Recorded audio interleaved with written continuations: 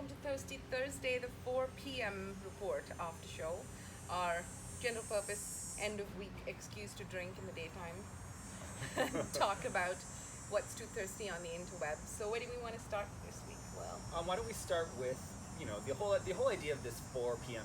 report after show at 4 p.m. on Thursday was to originally talk about our podcast episode for the 4 a.m. report that went out at 4 a.m. this morning, and it expanded to so much more. But that's true. But why don't you talk about what this week's podcast was about?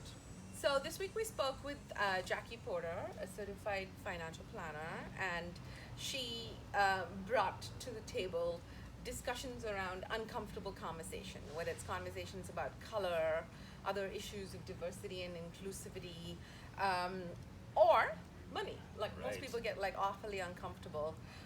And she brought some perspectives to it which were interesting. You should go and have a little listen. But I think what was my favorite part was her saying that just because you come into contact with an issue now does not mean that the issue is new. This issue has been my reality for most of my life. And I think really bringing that empathy to the table and being able to see that some people have lived with things all their life was kind of cool to me. Yeah, I thought, and also she was a really fun interview as well. She was so fun. Yeah, she's got lots of joy in her, and she was fun to talk to.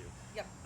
So now we'll talk about the too thirsty things that we're noticing out there, and this is the part that we have fun with. But maybe we should start with talking about our thirst, because I'm really psyched because today we did a masterclass about how to podcast.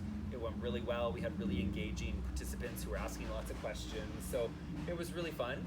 And then also a podcast that we were guests on, Danny Brown's Podcaster Stories, a podcast where he tells the stories behind the podcasters. We recorded that last week, and then we just found out it went out today. So I've only listened to the first 5 minutes, but already I'm pretty happy with it. So I'll share that definitely. But so there were two things we were thirsty about. That's right.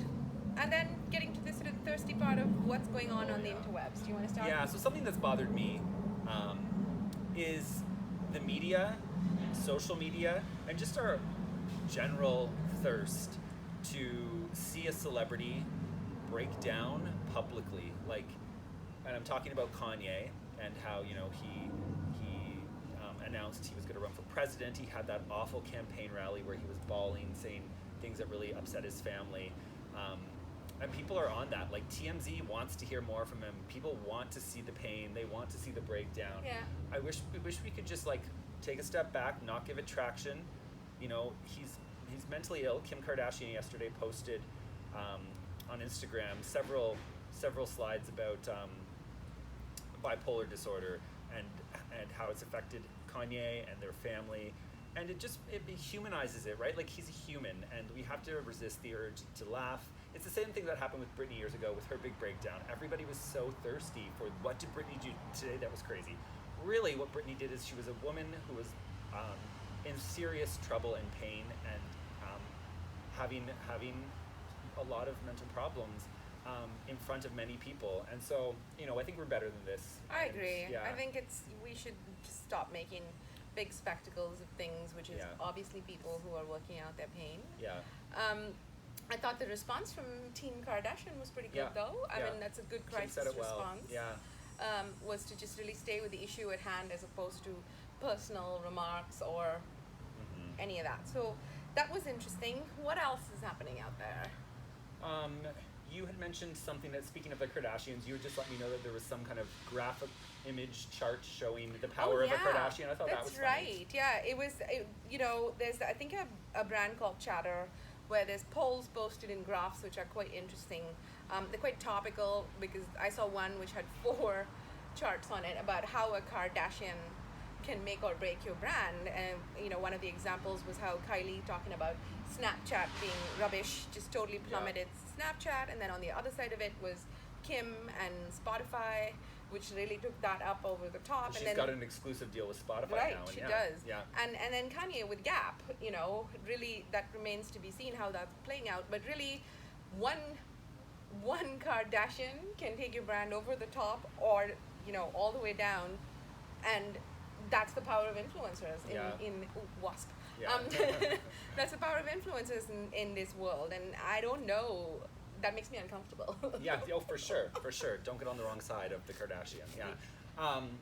And then last week on our Thirsty Thursday, we talked about how we wanted retailers, fashion retailers, to step up their online presence. And we're going to be shopping online more. We can't try on the clothes in the store. We might not want to go in to try on the clothes in the store. So give us a user experience, not just a how to buy on your website. And we heard the Canadian brand, is it Mendocino or Mendocino? Mendocino, I think. Mendocino has just announced this week they're not going to open most of their stores. They're just going to focus on online. H&M is closing a bunch of brick and mortar stores.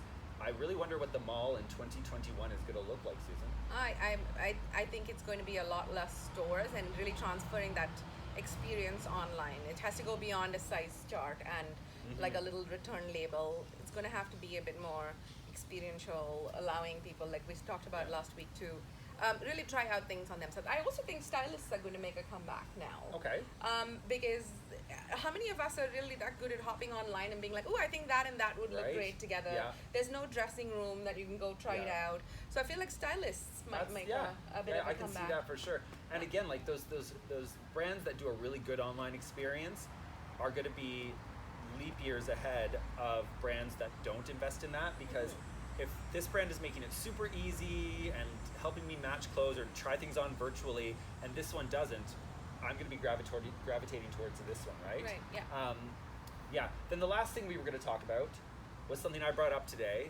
I was like, what is the song of the summer for 2020? I'm thirsty for some hot summer jams. Right. And because I feel just really out of touch with what people listen to, I was asking Susan, and we were like, what is the song of the summer? What is the song? We would usually know this, like you were saying, because we'd be in our cars and driving around to whatever scheduled things, and we'd hear some stuff.